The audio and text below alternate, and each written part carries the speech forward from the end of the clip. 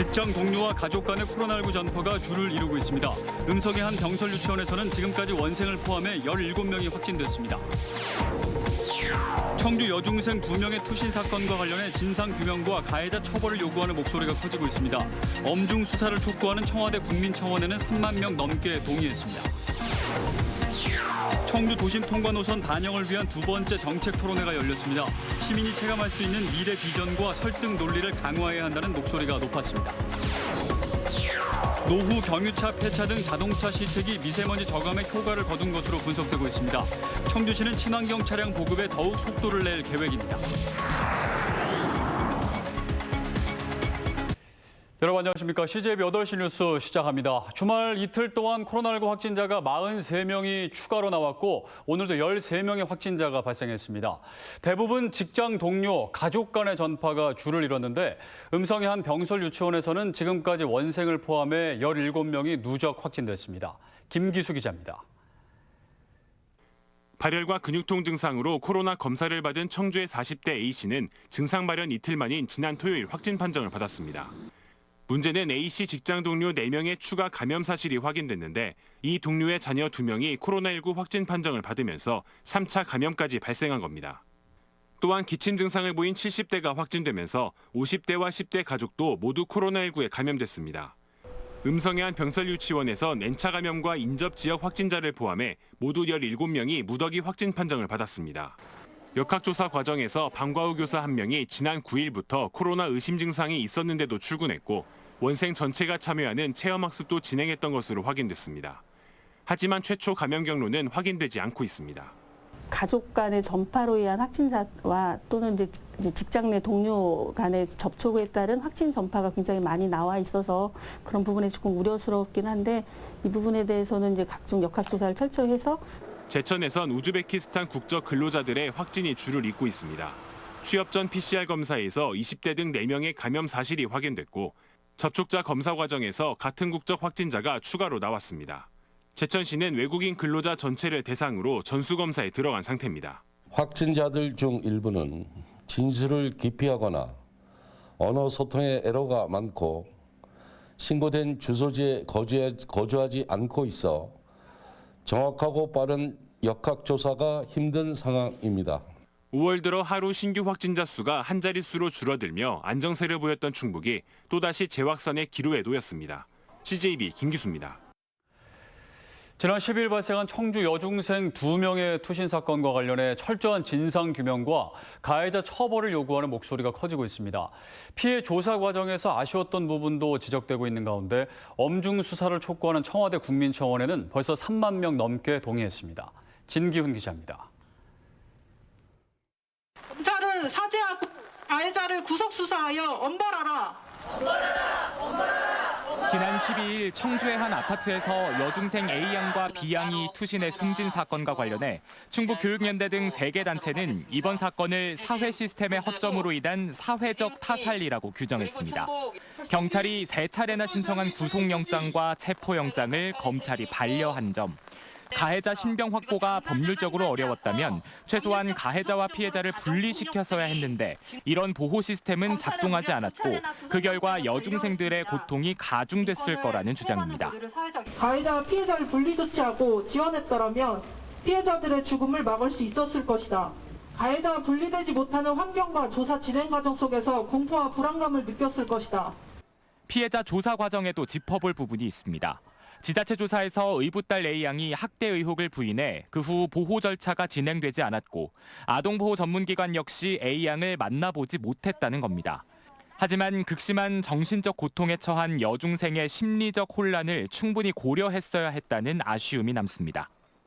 먼저 신고 접수 받았을 당시부터 행위자에 대한 조치를 우선으로 선행을 했었더라면 아이도 조금은 안심을 하고 조사에 응했다거나 아니면 분리에 대한 부분도 의사를 표현했다거나 하지 않았었을까. 경찰은 조만간 A양의 계부에 대해 구속영장을 재신청할 방침이지만 성범죄와 학대 피해 의혹을 받는 여중생 2명이 모두 숨져 수사에 난항이 예상됩니다. 이런 가운데 이번 사건을 엄중 수사해달라는 청와대 국민청원에는 벌써 3만 명 넘게 동의한 상태입니다. CJB 진기훈입니다. 청주 도심을 통과하는 충청권 광역철도를 관철시키기 위한 두 번째 정책 토론회가 열렸습니다. 시민들의 동참이 무엇보다 중요한 시점인 만큼 시민이 체감할 수 있는 미래 비전과 설득 논리를 강화해야 한다는 목소리가 높았습니다. 안정원 기자입니다. 청주시 도시재생허브센터에서 열린 2차 정책 토론회에서는 시민들의 참여를 높이기 위한 고민이 이어졌습니다. 시민들이 기존 도로교통망에서 편리함을 느끼고 있기 때문에 철도망 구축에 대한 욕구가 낮다는 겁니다. 현재보다는 친환경 교통망 등 미래 발전상을 제시해 시민들을 설득하는 게 중요하다고 말합니다. 대중교통 활성화, 청주시 미래 비전 또 광역 청주시로서의 미래 비전을 설명하지 않으면 청주 시민들의 공감을 얻어내기가 어렵지 않겠냐라는. 청주도심 통과 노선에 대한 홍보가 잘못됐다는 지적도 나왔습니다. 충북이 제안하는 노선이 타 지역 입장에선 비효율적으로 보일 수 있는 만큼 청주도심을 충청권 메가시티의 핵심 연결고리로 강조해야 한다는 겁니다. 일반 국민이 보면은 굉장히 지역 이슈같이 보여요. 저 그림을 보면 똑바로 가지 왜 이렇게 가냐 둘러가냐 이렇게 보이게 그림을 그려놨어요. 또 청주도심 통과 노선에 대해 지역 단체 간 서로 다른 의견을 펼치는 것은 시민 역량 결집을 저해하는 요소라고 꼬집기도 했습니다. 그 시민들을 이끌어내야 되는 그 주체로서의 우리들부터도 정말 그 개념적인 것들을 새롭게 좀 다지고 정립해야 되는 그러한 그 과정도 분명히 필요하겠다. 6월 말 제4차 국가철도망 구축 계획의 확정까지 한 달여 남은 시점에서 도민의 공감과 참여가 절실한 시점입니다. CJB 안정은입니다. 더불어민주당 송영길 대표가 문재인 대통령에게 4차 국가철도망 계획의 청주 도심 통과 노선을 반영해달라고 공식 요청했습니다.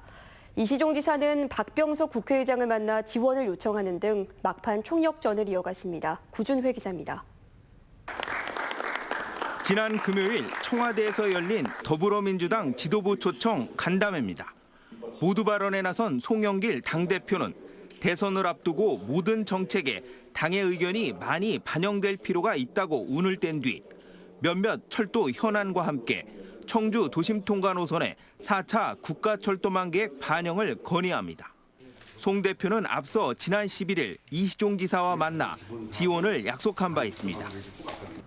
청주 도심 철도 문제가 있는데 아마 이런 현안 문제들을 대통령께서 좀 해주시면 정확히 좀 해 나가겠습니다.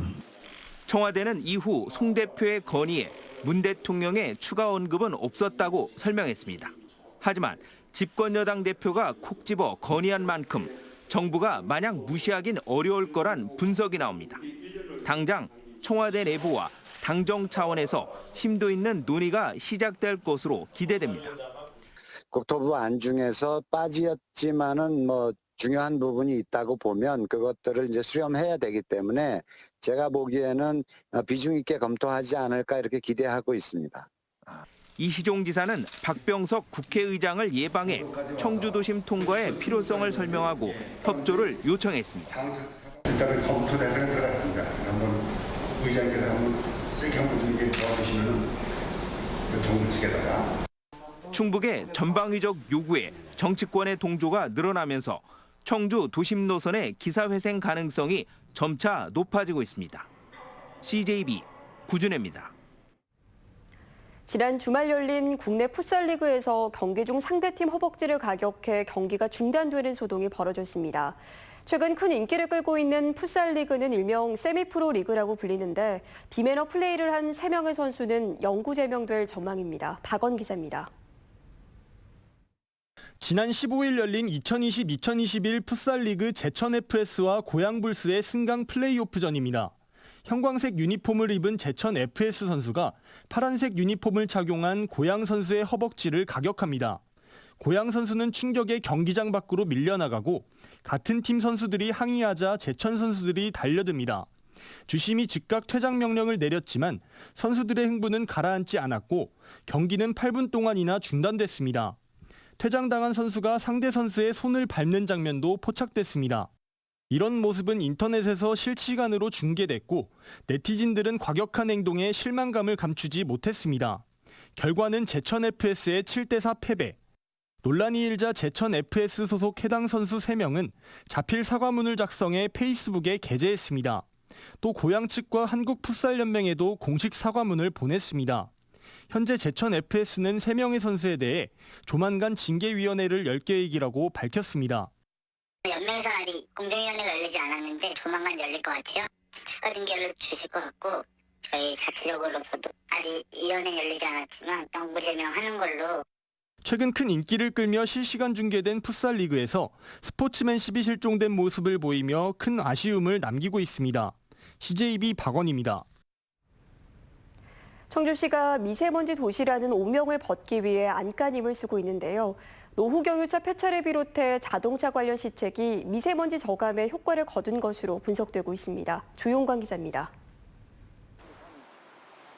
청명채 목사는 환경을 생각해 지난달 15년 동안 타온 경유차를 폐차했습니다.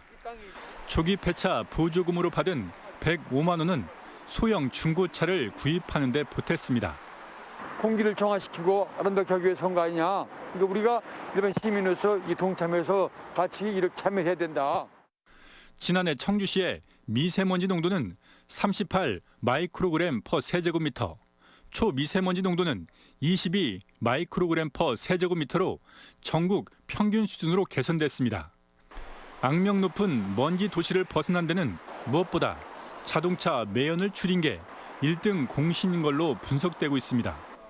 청주시는 5년 전부터 노후 경유차 조기 폐차와 매연 저감 장치 부착 사업에 주력해왔습니다. 그 결과 현재 5등급 노후 경유차는 2만여 대로 2년 전보다 54% 감소했고 이 중 2,900여 대는 매연 저감 장치를 부착했습니다. 친환경 차량 보급에도 속도를 내고 있습니다. 현재 전기차와 수소차는 전국 50만 명 이상 도시 14곳 중 4번째로 많은 1,465대와 183대가 보급됐습니다. 초미세먼지가 자동차에 의한 2차 오염물질로 배출이 많이 됩니다. 그렇기 때문에 가장 시급한 거는 도로에서 발생하는 미세먼지를 줄이는 게 가장 효율적이기 때문에 청주시는 올해 수소차 380대를 추가 보급하기 위해 보조금을 100만 원 더 올려 차량 가격의 47.8%까지 보조해 주기로 했습니다. CJB 조윤광입니다.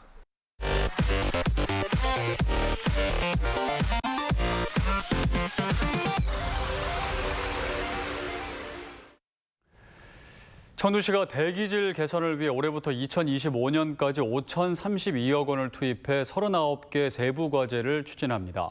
주요 사업은 도심 운행 차량과 건설 장비 등에 대한 저공해화 사업과 소규모 사업자 대기오염 방지 시설 설치, 폐기물 소각 시설 입지 제한, 대기오염 측정망 확충 등입니다.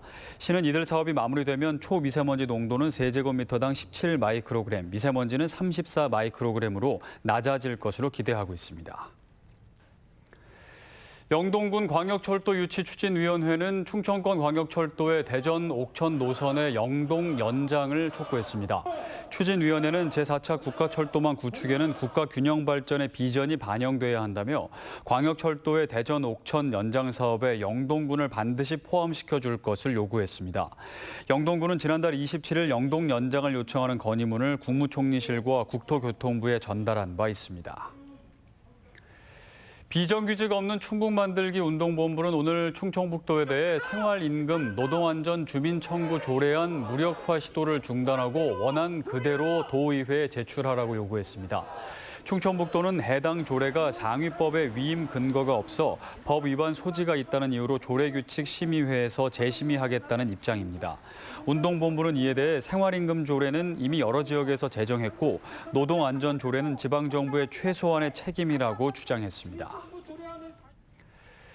뷰티풀 마인드 교육원이 주최하는 2021 청소년 마인드 말하기 대회가 마무리됐습니다. 올해 처음 실시된 이번 대회에선 도내 중고등학생 50여 명이 소통과 경청, 교류와 행복 등의 주제로 개인당 5분 분량의 스피치 실력을 겨뤘습니다. 교육원 측은 매년 대회를 개최해 학생들의 스피치 능력을 키우고 교류의 장을 마련할 계획이라고 밝혔습니다. 지난달 충북 지역 수출이 1년 전보다는 늘었지만 한 달 전보다는 급감한 것으로 나타났습니다. 청주 세관의 수출입 동향 자료에 따르면 충북의 4월 수출액은 20억 2,800만 달러로 전년 동월 대비 11.3% 증가했지만 전월 대비로는 6억 8,700만 달러, 25%나 감소했습니다. 품목별로는 화공품의 수출 감소폭이 커지면서 반도체가 충북 전체 수출에서 32%를 차지하며 수출 비중 1위 품목에 다시 올라섰습니다. 지난 14일 보은군 탐부면 당진 영동고속도로 하행선에서 발생한 적재물 낙하 사고와 관련해 당시 화물차 운전자의 엄벌을 요구하는 청와대 국민청원이 올라왔습니다. 자신을 당시 사고로 숨진 8살 아이의 이모라고 밝힌 청원인은 가해자에게 엄중한 책임을 묻고 같은 사고가 또다시 발생하지 않도록 관련 법규를 강화해달라고 요구했습니다. 이 청원 글에는 지금까지 4,600여 명이 동의한 가운데 경찰은 당시 60대 화물차 운전자를 입건해 사고 경위를 조사하고 있습니다. 검찰이 청주고속도로 현대화 사업을 둘러싼 특혜 의혹에 대해 무혐의 처분했습니다. 청주 고속터미널 측에 따르면 청주지검이 국민의힘 전신인 미래통합당의 고발로 시작된 가경터미널 현대화 사업 특혜 의혹 사건에 대해 혐의 없음으로 불기소 처분했다고 밝혔습니다. 지난해 1월 미래통합당은 터미널 부지 입찰과 도시계획 변경, 특약 등기 등의 위법 소지와 특혜 의혹이 있다며 검찰에 고발장을 접수했습니다. 청주시 현도면에 있는 꽃동네 대학교가 학교 명칭을 카톨릭 꽃동네 대학교로 변경했습니다. 교명 변경은 카톨릭 이념과 꽃동네 전신을 명확히 하고 대학 경쟁력을 강화하는 취지에서 이루어졌습니다.